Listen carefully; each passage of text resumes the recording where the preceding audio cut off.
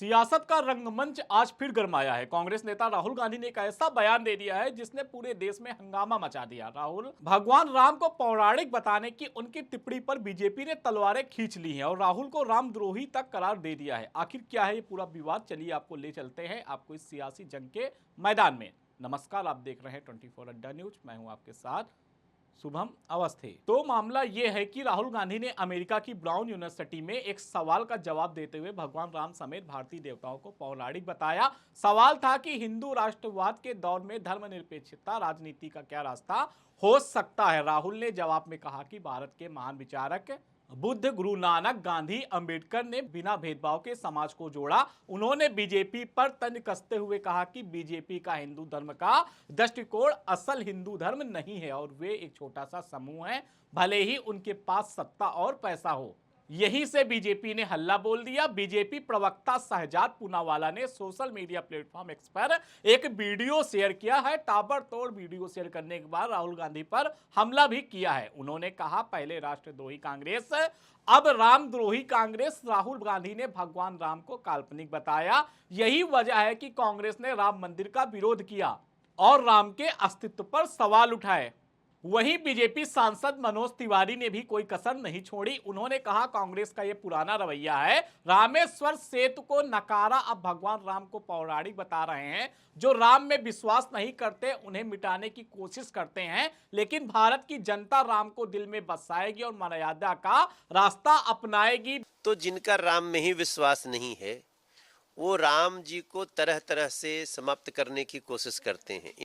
वहीं बीजेपी प्रवक्ता प्रदीप भंडारी ने भी तीखा हमला करते हुए कहा, कांग्रेस पहले राम को नकारती है, फिर चुनाव आते ही सनातन प्रेम का दिखावा करती है, या खुला हिंदू विरोध है। भाजपा प्रवक्ता सीआर केसवन ने भी राहुल के बयान की क्लिप साझा करते हुए याद दिलाया है कि 2007 में यूपीए सरकार ने सुप्रीम कोर्ट में हलफनामा दायर कर कहा था, राम के अस्तित्व का कोई ऐतिहासिक प्रमाण नहीं है। एक बार फिर राहुल गांधी का जो बयान है, इस बयान को लेकर देश भर में राहुल के बयान की जमकर निंदा की जा रही है। जिस तरीके से 2019 के लोकसभा चुनाव में, उसके बाद 2024 के लोकसभा चुनाव में राहुल गांधी की मेहनत साफ तौर पर दिख रही थी, कहीं ना कहीं राहुल गांधी का प्रभु राम पर दिया गया बयान आने वाले समय में, आने वाले चुनावों में राहुल गांधी के लिए और पार्टी के लिए घातक साबित हो सकता है। राहुल गांधी के द्वारा जो बयान दिया गया है, इस बयान को लेकर अब बहुत बड़ा हंगामा भी हो रहा है।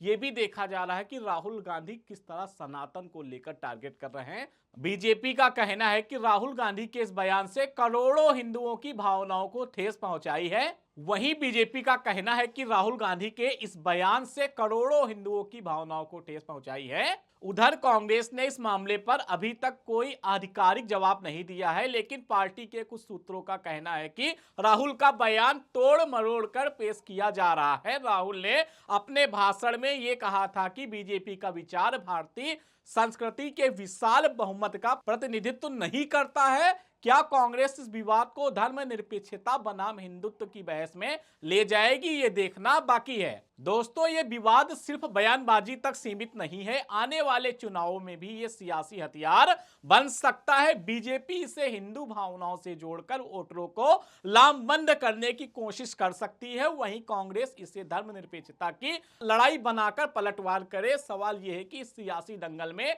जनता का क्या मूड होगा। बिहार में बल्कि इसी साल विधानसभा का चुनाव होना है, अगले साल बंगाल में चुनाव होना है, फिर इसके बाद उत्तर प्रदेश में 2027 का विधानसभा चुनाव होना है। राहुल गांधी की लोकप्रियता जिस तरीके से देश में बढ़ रही है, कहीं राहुल गांधी का यह बयान कांग्रेस के लिए घातक साबित ना हो जाए आने वाले चुनाव में। फिलहाल पूरी खबर पर आपकी क्या राय है, कमेंट बॉक्स में जरूर बताएं। देखते रहें 24 अड्डा न्यूज।